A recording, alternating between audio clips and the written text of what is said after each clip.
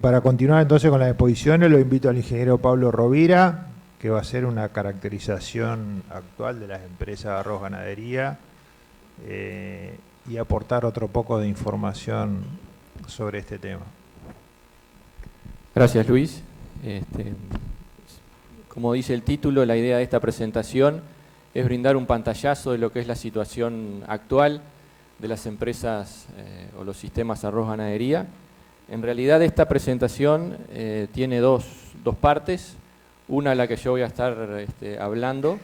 que es más bien una descripción cualitativa de estas empresas, y luego, tomando como base esas mismas empresas, Ignacio Bufa va a estar hablando de los números físicos y económicos de las mismas.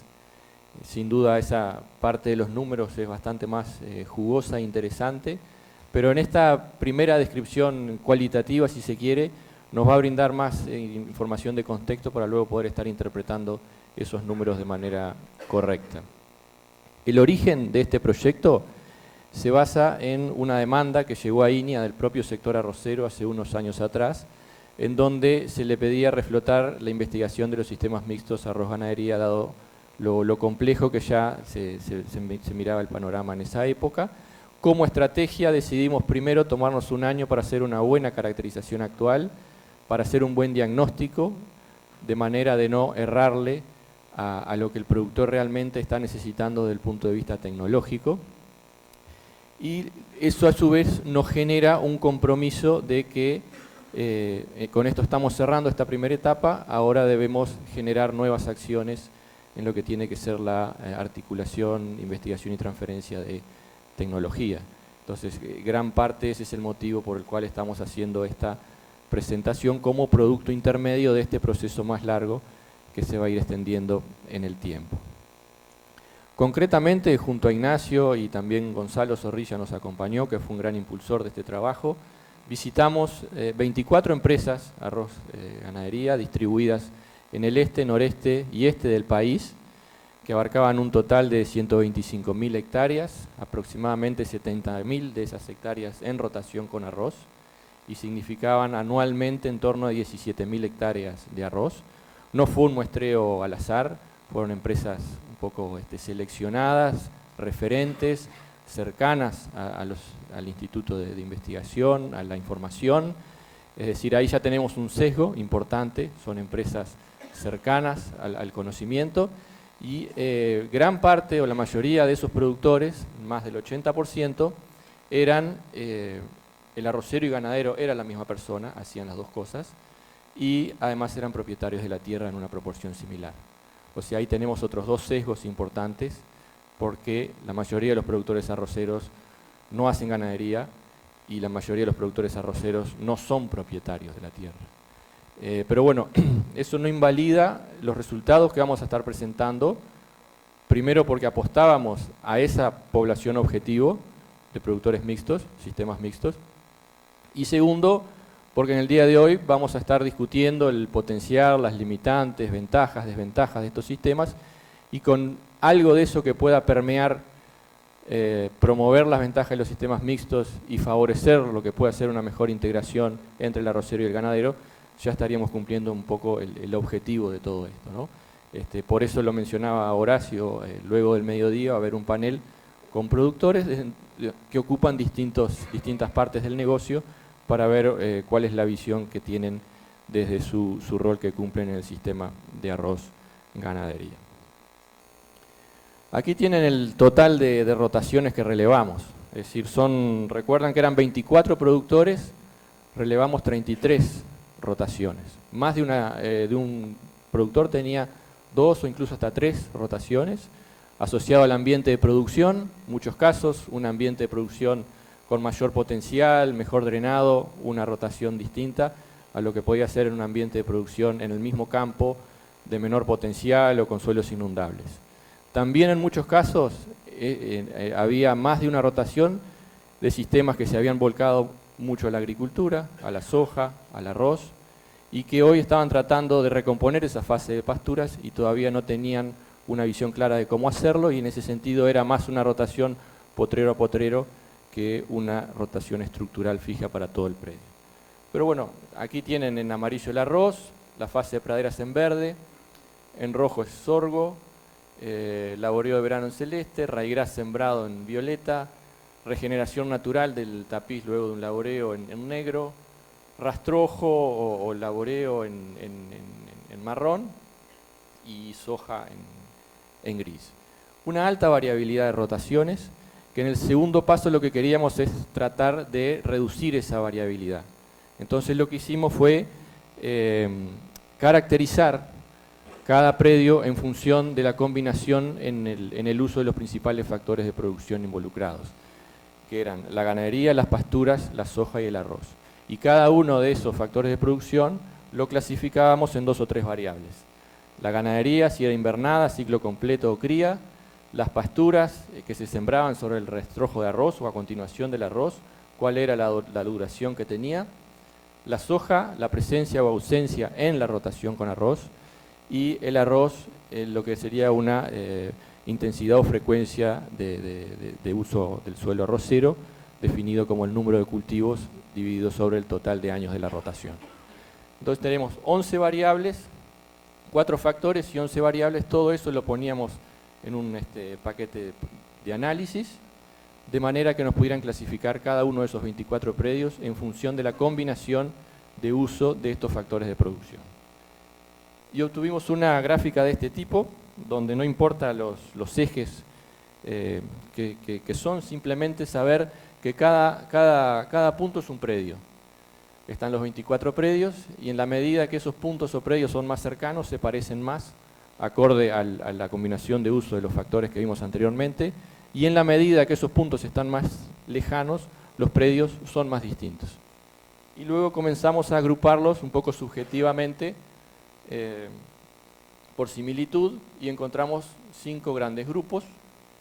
En este primer grupo, bastante homogéneo, encontramos los invernadores, los que producen más carne, eso lo va a presentar después Ignacio. Incluso hay 2 o 3 empresas con corral de engorde incluido, en donde el promedio de la duración de la pastura es de 3 a 4 años, una intensidad de arroz media y sin soja en la rotación. Luego en un segundo grupo, hay invernadores, pero también hay un establecimiento de ciclo completo. Se sigue manteniendo un nivel de producción de carne alto, pero algo por debajo del grupo de invernadores netos. Se extiende la edad de la pradera 1 año, por lo tanto la intensidad del arroz baja y se mantiene sin soja en la rotación. Un tercer grupo son los que tienen las praderas más largas, de 5, 6 o más años, en donde por supuesto tiene una intensidad de arroz baja y comienza a aparecer la soja en alguno de esos predios. Un cuarto grupo que son las rotaciones más intensivas,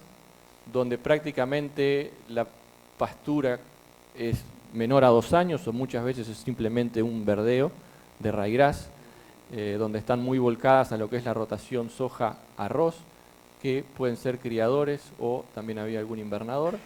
con una intensidad del arroz alta. Y por último, el último grupo, para cerrar la vuelta, este de aquí, en donde tiene una intensidad de arroz media, praderas de 3 a 4 años, similar a lo que podía ser este grupo de invernadores, pero se orientan desde el punto de vista del giro productivo más a la cría o el ciclo completo, y en algunos casos incorporan soja en la rotación. Es decir, esto lo que nos dice básicamente es que muchas veces bajo el concepto genérico de empresas arroz pasturas o arroz ganadería, estamos metiendo muchas cosas dentro de ese concepto, pero hay diferencias, se separan grupos claramente en cuanto a su situación actual, y después vamos a ver también en cuanto a sus trayectorias de producción que han tenido, y eso genera también que cada grupo tenga distintas necesidades de investigación, o que cada grupo tenga distintos caminos tecnológicos a recorrer para desarrollarse, en donde tal vez la visión común es que todos tenían puntos a mejorar, porteras adentro de esos predios, pero la estrategia o cómo lograrlo era distinta. Para rotaciones más intensivas iba a ser una, para otros más orientada a lo que era la fase agrícola, para otros capaz que era más mejorar la utilización de pasturas o la producción de pasturas, para otro capaz que modificar lo que podía ser la estrategia ganadera,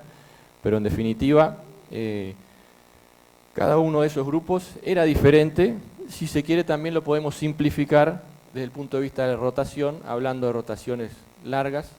este grupo de productores, rotaciones cortas, intensivas desde el punto de vista agrícola, y estos tres los podríamos englobar con rotaciones más intermedias, algunas más orientadas a la agricultura con soja, otros más orientadas a la invernada o a la producción de carne. Ahora vamos a ver eso como caracterización de la situación actual. Ahora vamos a ver cuáles han sido los cambios que han ocurrido en estos últimos 10 años, desde el punto de vista cualitativo, sin entrar en números todavía. Y uno, sin duda, es la soja. Hoy por hoy la soja estaba presente en 24% de esas rotaciones, de las 33 rotaciones, que llegó a ser un 40-45% cuando la soja valía a 400, 500 dólares. Sin duda los beneficios de la soja son claros en el sentido de la diversificación productiva, el beneficio económico que puede dar al sistema y también,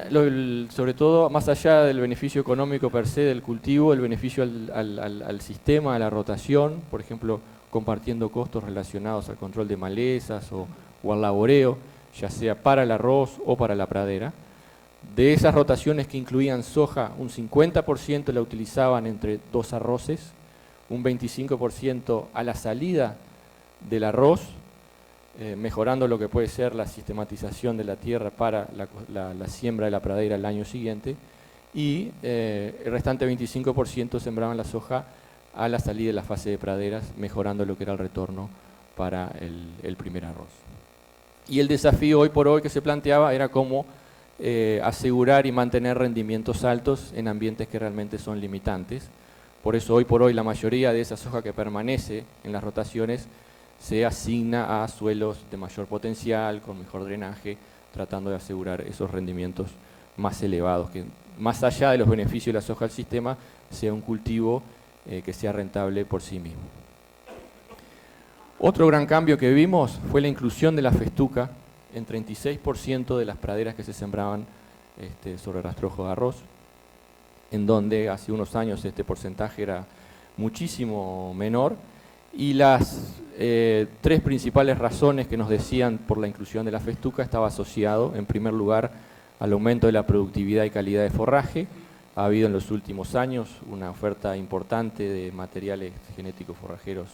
nuevos. En segundo lugar, como herramienta para prevenir el meteorismo. Sabemos que en muchos de estos predios el trébol blanco es algo endémico que genera problemas graves de meteorismo en el segundo o tercer año, sobre todo pensando que hoy la gramínea que acompaña muchas veces esas mezclas es ryegrass anual, que al segundo año desaparece y genera situaciones de riesgo de meteorismo. Era común observar predios que nos decían que por problemas de meteorismo se morían 30, 40, 50 novillos por año. Y también otro rol importante de la festuca, el control de la gramilla y la mejora de la calidad en el retorno previo a que comience una nueva fase arrocera, es decir, evitar lo que puede ser campos engramillados con tacuruces que generan un problema al retorno del arroz. Y también desde el punto de vista de la producción animal, en algunos veranos, lo que puede ser la mejora de la terminación de animales, de novillos, en lo que tiene que ver durante el periodo de verano y otoño, pero eso dependiendo un poco de las condiciones de cada año. Y la principal cuestión tecnológica era cómo se implantaba esa festuca a continuación del arroz, y vimos que en aquellas rotaciones que la pradera no duraba más de 4 años, es decir, rotaciones con un largo total de 5 o 6 años, los productores la sembraban inmediatamente sobre el rastrojo por avión. En aquellas rotaciones más largas, mayores a 6-7 años, en donde la pradera duraba 5 o 6 años en la mayoría de los casos, se plantaba vía terrestre al otoño siguiente. Es decir, había una división en dos grandes grupos en este sentido. Sé que luego durante la tarde se va a seguir ahondando en este tema, así que simplemente quería plantear lo que observamos a nivel de los sistemas de producción real. Otro indicador de cambio ocurrido en los últimos 10 años, un 12% de las praderas incluían gramíneas bianuales. Tal vez no es un porcentaje muy alto, pero en lo personal creo que se va a ir incrementando asociado a lo que puede ser la recomposición de muchos de esos sistemas más volcados a la agricultura hoy por hoy, que tratan de recomponer su fase de pasturas sin afectar mucho la intensidad de uso del suelo arrocero. Es decir, es una buena forma de empezar recomponer esa rotación con una pastura corta, y también probablemente en el corto plazo existan nuevos materiales forrajeros dentro de esta área que aumente las opciones para utilizar. En general, hoy esas especies bianuales, como puede ser el Olcus o algún ryegrass anual o Festulolium, o alguna otra capaz que se me escapa, la vimos que estaba presente en rotaciones, por ejemplo, este tipo de rotaciones cortas, donde la pradera duraba entre 2 y 3 años. Es decir, una fase de pastura que en realidad era corta para una festuca, pero larga para lo que podía ser un ryegrass anual, por ejemplo. Otro indicador, 85% de los laboreos de verano se pastoreaban durante el invierno. Esto se ha ido perdiendo un poco el miedo, hasta hace unos años atrás era bastante menor este porcentaje. Dentro de los laboreos que no se pastoreaban, básicamente eran aquellos que era un porcentaje de los que se hacían con taipa al finalizar y no se querían pastorear, no tanto por el efecto que pudiera tener el pisoteo en el rendimiento del arroz siguiente, sino porque no querían perder luego ni un día de siembra tratando de recuperar o mejorar alguna taipa. Entonces por eso se evitaba lo que podía ser el pastoreo, y básicamente hoy el pastoreo se hace con vacunos, terneros, que antes capaz que lo veíamos más restringido a los suelos del norte, de mayor pendiente, de mejor drenaje. Hoy acá en el este prácticamente todos los que pastorean lo hacen con terneros también, producto un poco también de la reducción significativa que ha tenido el rubro ovino, no por problemas productivos o económicos, sino más que nada por los problemas ya que todos conocemos de sanidad, vigiato, perros, conseguir reposición, etcétera, etcétera. Y hoy la variabilidad que vimos, o las cuestiones tecnológicas que nos planteaban asociadas a los laboreos de verano, era el método de preparación. Aproximadamente 1/3 de esos laboreos se estaban haciendo con lo que era el glifosato y robusta, y el restante 2/3 con una tecnología más tradicional, de varias pasadas de rastra y de landplane, y había ciertos cuestionamientos desde el punto de vista de la firmeza del suelo entre los dos métodos durante el pastoreo de los animales fundamentalmente, y también de algún efecto que pueda tener eso sobre el arroz subsiguiente. Y la otra variabilidad asociada al paquete tecnológico forrajero que se aplicaba sobre esos laboreos. 50% se sembraban con arroz, con ryegrass, el restante 50% apostaba a la regeneración natural del tapiz, y se plantea, bueno, hasta qué punto convenía una u otra tecnología, algo que supongo que después también se va a hablar en alguna otra presentación. 50% de los predios diversificaron las ventas ganaderas. Antes era el novillo gordo o la vaca gorda, o el ternero a destete si era un establecimiento criador. Hoy vemos que han aparecido estrategias como asociadas fundamentalmente a la recría, a la venta del ternero entero para exportación hasta hace poco, la recría de ese novillo de 350 kilos para venderlo a un corral, o la terminación a corral en sí mismo como negocio, una proliferación de lo que ha sido engorde de vaquillonas y de novillos holandos, sobre todo en alguna zona particular en el departamento de Rocha, reorientación productiva en algunos casos, volcándose un poco más, hubo 2 o 3 casos en donde se volcaban más a la cría, tratando de tener esa reposición propia que tan difícil era de conseguir en el mercado por los altos precios, pero en definitiva, si bien hubo una diversificación, siempre la ganadería se mantiene en general como un rubro en estos sistemas que brinda estabilidad productiva y económica, pero a muy bajo costo todavía, ¿no? Entonces parte del objetivo de esta jornada es tratar de discutir de si realmente estamos ante un escenario que se necesita un incremento de lo que puede ser la contribución relativa de la ganadería en estos sistemas, porque claramente incluso hasta el día de hoy,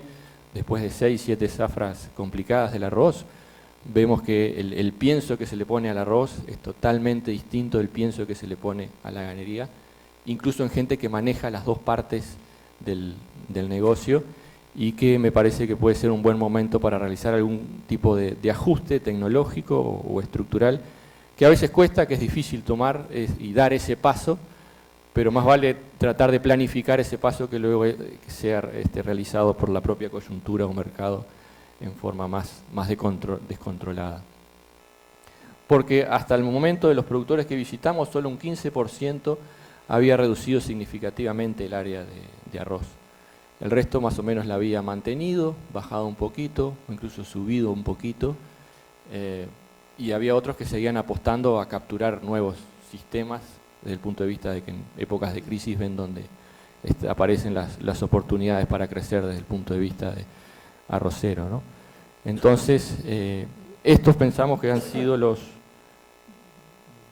principales cambios que vimos en los últimos 10 años, tomando como base de datos que hace 10 años hay una buena recopilación de información de esos sistemas en lo que fue el marco del Giprocar del Este, que funcionó ejecutado por FUCREA, y muchos de estos predios habían participado, entonces teníamos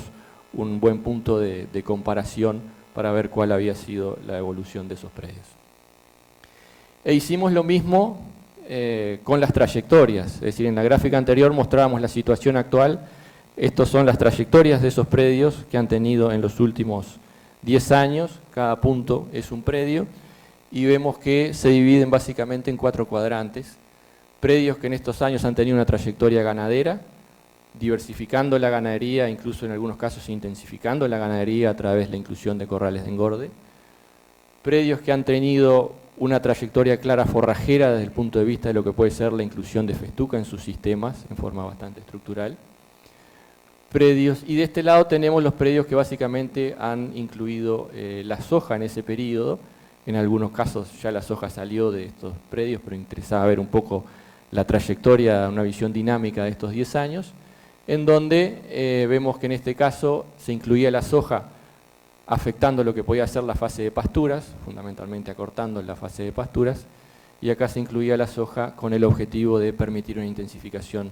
del cultivo de arroz. Es decir, al igual de lo que fue la situación actual desde el punto de vista de las rotaciones o del uso de los factores de producción, hubo una variabilidad también en lo que fue la estrategia que adoptaron las empresas en estos 10 años para enfrentar la situación actual. ¿Qué pasa por fuera de la rotación? Todo esto de lo que hablamos era en la rotación con arroz. Por fuera de la rotación lo que vimos es que generalmente se tendió a achicar lo que es el área de campo natural o el área no arrozable. En muchas de esas áreas entró una rotación sobre lomada, si se quiere, de soja, festuca o soja, raigras, soja, festuca. Todo lo que incrementa aún más lo que es el diferencial de capacidad de carga de estos sistemas entre invierno y verano. Invernaliza aún más la capacidad de carga a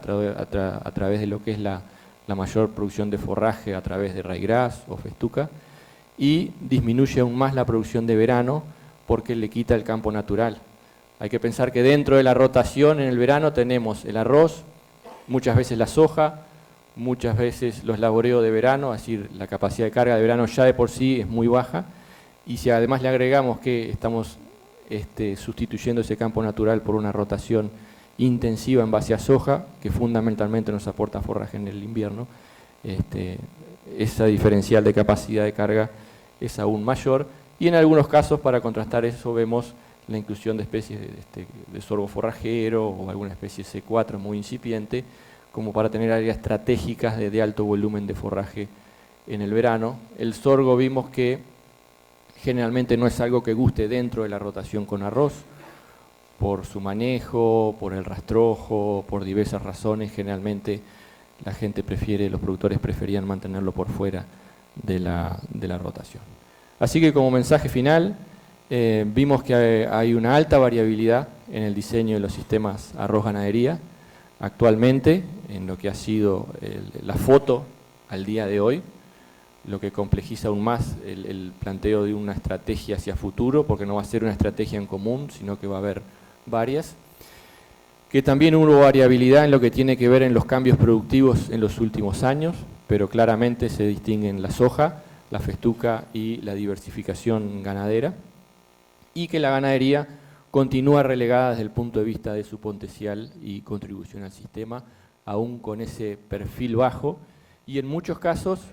cubriendo lo que son los márgenes negativos del arroz a través de la venta de ganado. Es decir, una estrategia en cierta medida que en el mediano o largo plazo